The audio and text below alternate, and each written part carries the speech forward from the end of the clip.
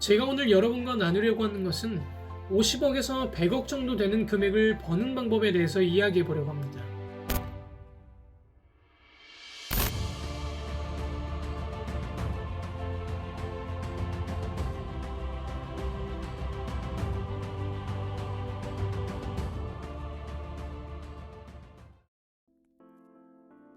안녕하세요. 건축하는 청년입니다.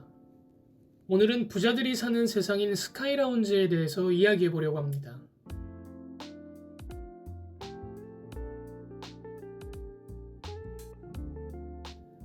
먼저 스카이라운지에 대해서 정의를 내려본다면 돈을 쓰는 속도가 돈이 벌리는 속도를 따라잡지 못하는 곳, 그래서 계속 자산이 늘어나는 곳이라고 정의하겠습니다.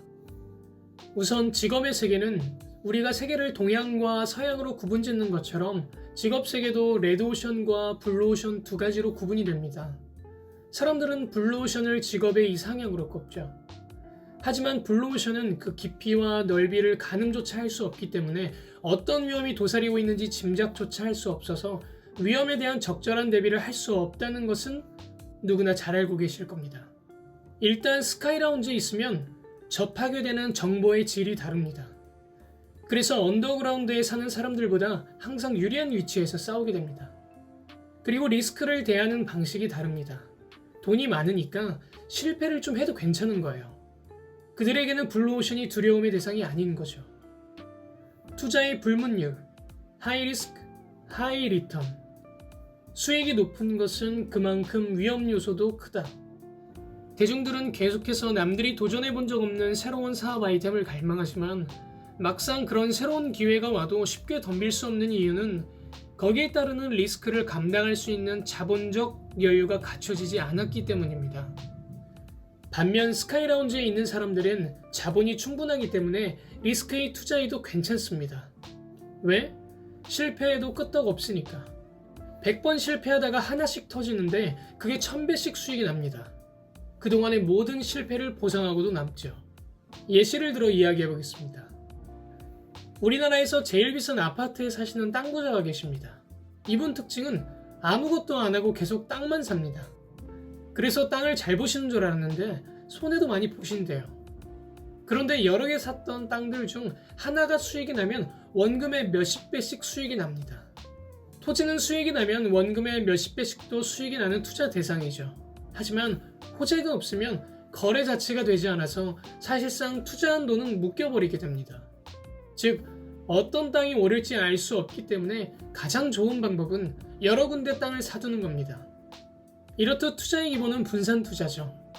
요즘 이거 모르시는 분들 없으시죠? 그러나 현실은 한 1억 가지고 땅 좀 보러 왔다고 하면 아예 보여주지도 않습니다. 그런데 그런 부동산을 분산해서 투자할 수 있을 만큼의 자본을 가지지 못한 사람들은 어떻게 자금을 운용해야 할까요? 저는 스카이라운지에 살고 있는 고액자산가들을 보면서 느꼈던 것이 있습니다. 우선 큰 돈과 작은 돈은 버는 방법이 좀 다르다는 것을 느꼈습니다. 여기서 말하는 큰 돈이란 50억, 100억 정도의 금액을 말합니다.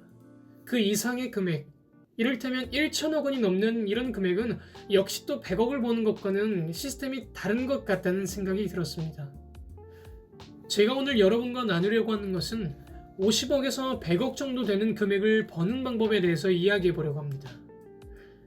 첫째, 큰 돈을 번 사람들은 단기간에 벌어들였다. 천천히 차곡차곡 저축해서 100억을 버신 분은 없었습니다. 조건이 되면 순식간에 50억, 100억을 벌어들이더라. 두 번째, 큰 돈을 번 사람들은 근무 시간이 그리 길지 않더라. 누군가는 하루에 16시간씩 잠도 못 자고 일해서 버는 돈을 또 다른 누군가는 슬슬 골프도 치고 등산도 다니고 가끔은 해외여행도 다니면서 버는 모습을 봤습니다.